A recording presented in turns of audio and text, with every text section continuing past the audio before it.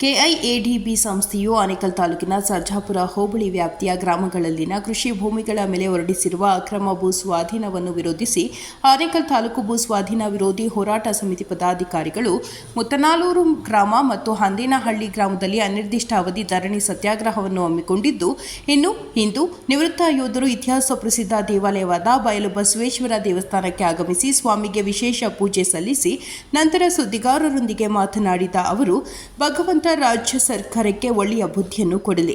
ವಿಶೇಷವಾಗಿ ರಾಜ್ಯ ಸರ್ಕಾರ ಸರ್ಜಾಪುರ ಹೋಬಳಿಯ ವ್ಯಾಪ್ತಿಯಲ್ಲಿ ಭೂ ಸ್ವಾಧೀನವನ್ನು ಕೈಬಿಡುವಂತೆ ಭಗವಂತ ಅವರಿಗೆ ಬುದ್ಧಿಯನ್ನು ಕೊಡಲಿ ಎಂದರು. ಇನ್ನು ರೈತರ ಪರವಾಗಿ ಎಂದೆಂದಿಗೂ ನಾವಿರುತ್ತೇವೆ ಎಂದು ಹೇಳಿದರು. ಇನ್ನು ಕಾರ್ಯಕ್ರಮದಲ್ಲಿ ನಿವೃತ್ತ ಯೋಧರಾದ ರಘುರಾಮರೆಡ್ಡಿ, ಶಿವಶಂಕರ್, ರವಿ ಮುನಿಸ್ವಾಮಿ, ಈಶ್ವರರಾಜ್, ಸುಜಾತಾ ಒಡೆಯರ್, ರಮೇಶ್ ಮುನಿಸ್ವಾಮಿ, ಶ್ರೀನಿವಾಸ್, ಆನೇಕಲ್ ತಾಲೂಕು ಭೂಸ್ವಾಧೀನ ವಿರೋಧಿ ಹೋರಾಟ ಸಮಿತಿಯ ಕಾಡ ಅಗ್ರಹಾರ ಜಯಪ್ರಕಾಶ್, ಡಾಕ್ಟರ್ ಚಿನ್ನಪ್ಪ ಚಿಕ್ಕಗಡೆ, ಶ್ರೀಮತಿ ಪುಷ್ಪಕ್ಕ, ಉಮಾ, ಪರಶುರಾಮ್, ಅಶೋಕ್, ಹರೀಶ್, ಅಣ್ಣಯ್ಯ ಮತ್ತು ರೈತರು ಭಾಗವಹಿಸಿದರು.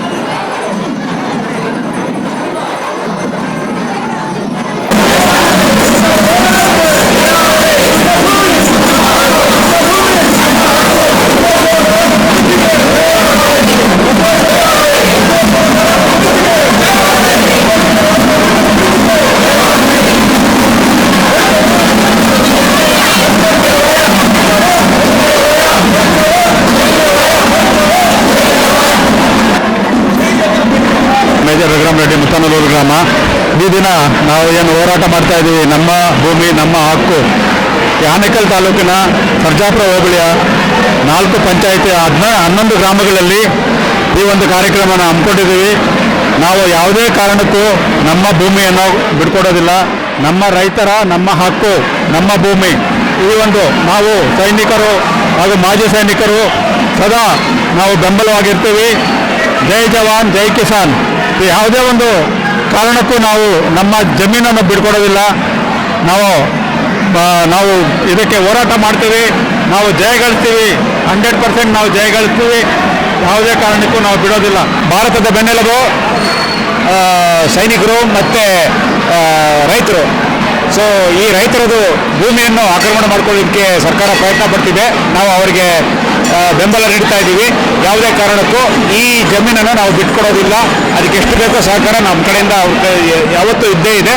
ಜೈ ಜವಾನ್ ಜೈ ಕಿಸಾನ್. GR ಶಿವಶಂಕರ್ ಅಂತ, ನಾನು all India forward bloc Netaji Subhash Chandra Bose ಪಾರ್ಟಿಯ ಸೆಕ್ರೆಟರಿ.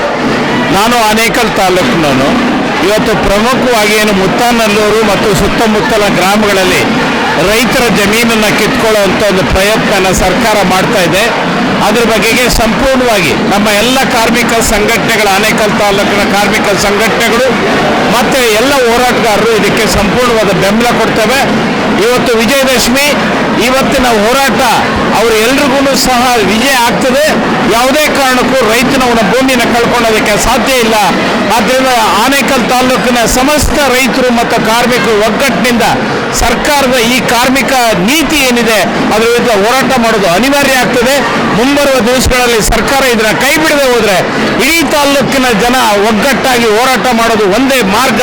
ಅದರೊಳಗಡೆ ನಾವೆಲ್ಲರೂ ಸಹ ನಿಲ್ತೀವಿ ಅಂತ ಈ ಸಂದರ್ಭದಲ್ಲಿ ನಾನು ಮುತ್ತಾಲನ್ನ ನಡೀತಕ್ಕ ಹೋರಾಟಕ್ಕೆ ನನ್ನ ಸಂಪೂರ್ಣವಾದ ಬೆಂಬಲವನ್ನು ವ್ಯಕ್ತಪಡಿಸ್ತೇನೆ. ನಮ್ಮ ದೇಶದ ಸೈನ್ಯದಲ್ಲಿ ಕೆಲಸ ಮಾಡಿ ನಮಗೆ ರೈತರ ಬೆನ್ನೆಲುಬಾಗಿ ಬಂದಂಥ ರಘುನಾಥ್ ಸರ್ ಅವರು, ಶಿವಶಂಕರ್ ಸರ್ ಅವರು, ರವಿಶಂಕರ್ ಅವರು ನಮ್ಮ ರೈತರ ಭೂಮಿಯನ್ನು ಉಳಿಸಿಕೊಳ್ಳುವ ನಿಟ್ಟಿನಲ್ಲಿ ನಮಗೆ ಸಹಾಯ ಮಾಡಲು ರೈತರ ಬೆನ್ನೆಲುಬಾಗಿ ನಿಲ್ಲಲು ಅವರು ನಮ್ಮ ಜೊತೆ ಬಂದಿದ್ದಾರೆ.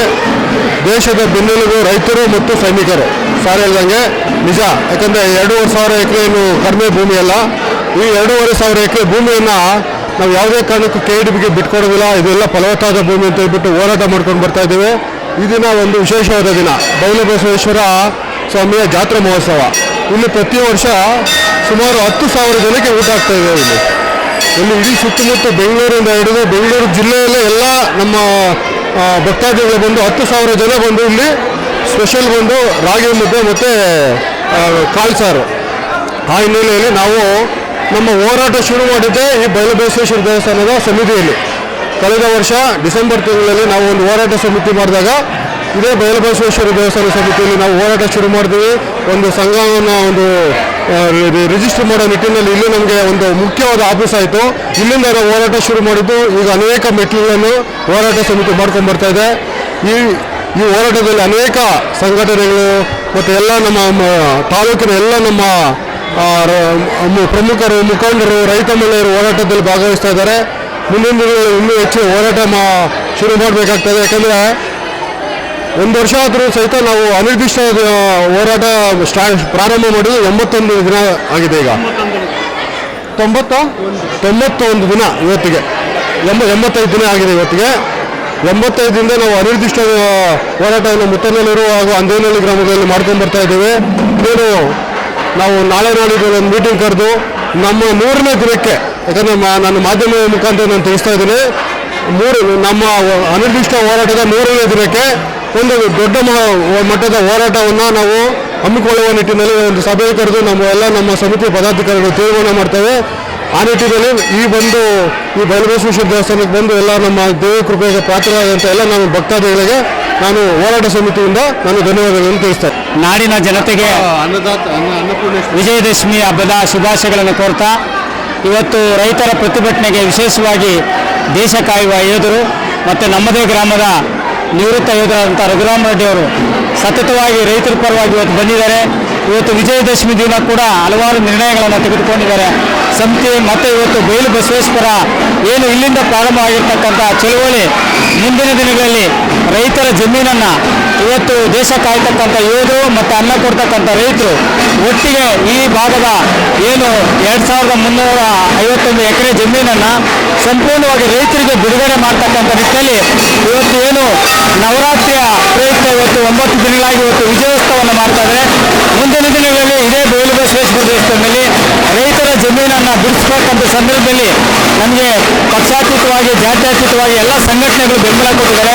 ವಿಶೇಷವಾಗಿ ಮೇಜರ್ ರಘುರಾಮ್ ರೆಡ್ಡಿ ತಂಡಕ್ಕೆ ನಾವು ಅಭಿನಂದನೆ ಸಲ್ಲಿಸ್ತಾ ಅವರ ಆಶಯದಂತೆ ಈ ಮುಂದಿನ ದಿನಗಳಲ್ಲಿ ನಮ್ಮ ಈಗಾಗಲೇ ಏನು ಜಯಪ್ರಕಾಶ್ ಅವರು ಹೇಳಿದ್ದಾರೆ ಉಗ್ರವಾದ ಹೋರಾಟವನ್ನು ಮಾಡ್ತಕ್ಕಂಥ ನಿಟ್ಟಿನಲ್ಲಿ ಸರ್ಕಾರಕ್ಕೆ ಎಚ್ಚರಿಕೆ ಗಂಟೆಯನ್ನು ಕೊಡ್ತಕ್ಕಂಥ ನಿಟ್ಟಿನಲ್ಲಿ ಮಾತೆಯರು ಬಹಳ ವಿಶೇಷವಾಗಿ ನಮ್ಮ ಸಹೋದರಿ ಉಮಾ ಅವರ ನೇತೃತ್ವದಲ್ಲಿ ಮಹಿಳೆಯರು ಮತ್ತು ಪುಷ್ಪಕ್ಕ ಇದಕ್ಕ ನಮ್ಮ ಸುಶೀಲಕ್ಕ ಅವರು ಕೂಡ ಮುಂದಿನ ದಿನಗಳಲ್ಲಿ ಸಾವಿರಾರು ಜನ ಮಹಿಳೆಯರು ಈ ಹೋರಾಟದಲ್ಲಿ ಭಾಗವಹಿಸ್ತಾರೆ. ನಾನಾದರೂ ಆನೇಕಲ್ ತಾಲೂಕಿನ ಎಲ್ಲ ಬಂಧುಗಳಲ್ಲಿ ಈ ಹೋರಾಟಕ್ಕೆ ಕೈ ಜೋಡಿಸಬೇಕು ಮತ್ತು ವಿಜಯದಶಮಿಯ ಮತ್ತೊಮ್ಮೆ ಎಲ್ಲರಿಗೂ ಕೂಡ ವಿಜಯದಶಮಿ ಹಬ್ಬದ ಶುಭಾಶಯಗಳನ್ನು ಕೊಡ್ತಾ ಮುಂದಿನ ವಿಜಯದಶಮಿ ಹೊತ್ತಿಗೆ ರೈತರ ಭೂಮಿ ಬಿಟ್ಕೊಡ್ಲಿ ಅಂತೇಳಿ ಈ ಒಂದು ಏನು ನವ ಹುಡುಗಿಯರು ಸಿದ್ದರಾಮಯ್ಯ ಮತ್ತು DK ಅವರಿಗೆ ಮತ್ತು MB ಪಾಟೀಲ್ಗೆ ಅವರಿಗೆ ಒಳ್ಳೆ ಮನಸ್ಸನ್ನು ಕೊಡಲಿ ಅಂತೇಳಿ ನಾನು ಪ್ರಾರ್ಥಿಸ್ತೇನೆ. ಇವತ್ತೇನು ಜವಾನರು ಮತ್ತು ಕಿಸಾನರು ಇಬ್ಬರು ಸೇರಿ ಬಸವೇಶ್ವರನ ಆಶೀರ್ವಾದ ಪಡೆದುಕೊಂಡಿದ್ದೀವಿ. ನಮ್ಮ ಹೋರಾಟ ಇಲ್ಲಿಂದಲೇ ಶುರುವಾಗಿದ್ದು ಮತ್ತೆ ಇಲ್ಲೇ ಕೊನೆ ಆಗಬೇಕು. ರೈತರಿದ್ರೇನೆ ಇಲ್ಲಿ ಈ ಜಾತ್ರಾ ಮಹೋತ್ಸವ ನಡೆಯೋದು. ಈ ಹಳ್ಳಿ ಸೊಗಡು ಉಳಿಬೇಕಂದ್ರೆ ರೈತರಿರ್ಬೇಕು. ದೇವ್ರಿಗೆ ಒಂದು ಆರ್ಡರ್ ಮಾಡ್ತಾ ಇದ್ದೀವಿ. ಏನು ಅಂದ್ರೆ ಇಲ್ಲಿ ರೈತರನ್ನು ಉಳಿಸಿ ಈ ಜಾತ್ರೆ ಮುಂದಿನ ದಿನಗಳಲ್ಲಿ ಹೀಗೆ ನಡೆಸ್ಕೊಂಡು ಹೋಗ್ಬೇಕಂದ್ರೆ ರೈತರು ಇರಲೇಬೇಕು. ಇದು ರೈತ ಆಶೀರ್ವಾದ ಪಡೆದ ರೈತರನ್ನ ಇಲ್ಲಿ ಉಳಿಸ್ಬೇಕಂತ ಹೇಳ್ಬಿಟ್ಟು ದೇವ್ರ ಮೊರೆ ಹೋಗಿ ಇವತ್ತು ಜವಾನ್ರು ಮತ್ತೆ ಕಿಸಾನ್ರು ಇಬ್ಬರು ಒಟ್ಟಿಗೆ ಬಂದಿದ್ದೀವಿ. ಜೈ ಜವಾನ್ ಜೈ ಕಿಸಾನ್. ದಯವಿಟ್ಟು ಆನೇಕಲ್ ತಾಲೂಕು ಭೂ ಸ್ವಾಧೀನ ಕೈ ಬಿಡಬೇಕು ಅಂತ ಮನವಿ ಮಾಡ್ಕೊತಾ ಇದ್ದೀರಿ. 3 ತಿಂಗಳಿಂದ ನಮ್ಮ ಹೋರಾಟಕ್ಕೆ ಎಲ್ಲರೂ ಬೆಂಬಲ ಕೊಡ್ತಾ ಇದ್ದಾರೆ. ನಮ್ಮ ರೈತರು ನನ್ನ ಹೊಟ್ಟೆ ಉರಿಸ್ತಾ ಇದ್ದಾರೆ. ದಯವಿಟ್ಟು ಈ ತೊಂದರೆ ಕೊಡೋದು ಬೇಡ. ಸರ್ಕಾರ ಕೇಳ್ಕೊತಾ ಇದ್ದೀನಿ, ನಮ್ಮ ಮನವಿಯನ್ನು ಸ್ವೀಕರಿಸಬೇಕು ಅಂತ ಕೇಳ್ಕೊತಾ ಇದ್ದೀರಿ.